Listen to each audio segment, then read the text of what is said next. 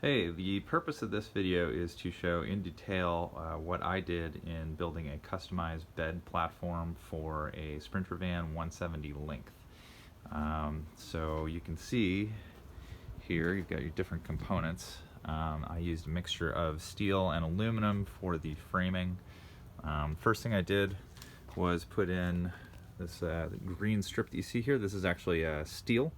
It's a steel L-beam that I cut and just bolted into the side. So there's about 5 or 6 bolts with nylon threads running throughout the bottom under here that you can't really see, but it's behind the plywood, but they're there. And so you got a nice solid steel L-beam bolted right into the side of the Sprinter van at the spot that it seemed that the Sprinter van was built to have some kind of a beam across through here. And so that leaves, you can see that there's the little ridge line here, it leaves about 1 inch, and then you can put, any kind of a foam bed or whatever on top, and that'll bring it into, about the right size.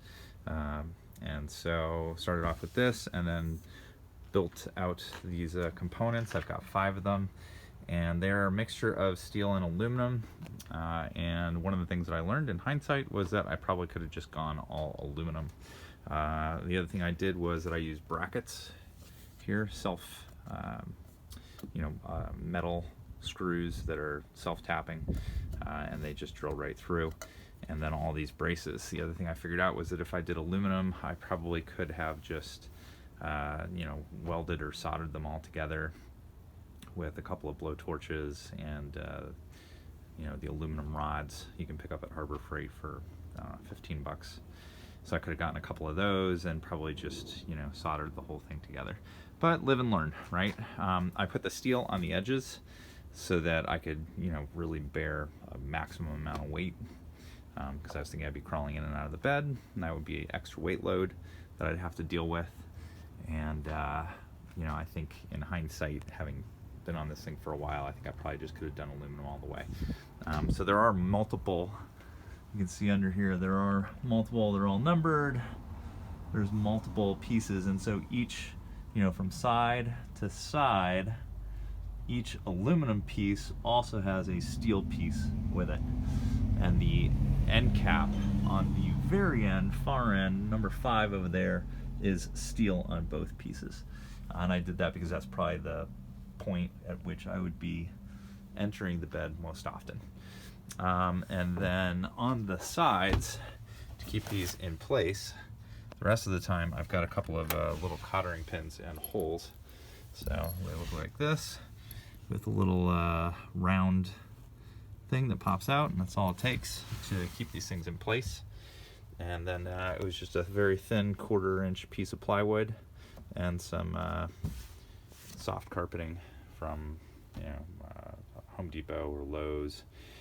And that's it. That's all it took to kind of put them together. As you can see, there's two cross braces, and then of course up at the top and down at the bottom also braced. And that's it. If I had wanted to put this, well, I'll get to that in a second. And then for the foam mattressing here, got these things that fold up like so. And you can get those at Costco. They're 40 bucks a pop.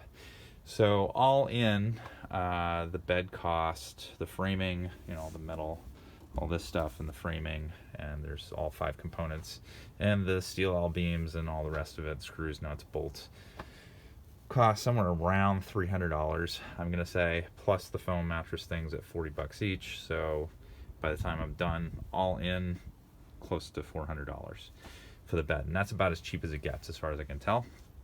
But I'm going to save that topic for different bed options for another video that I'll do in a little bit.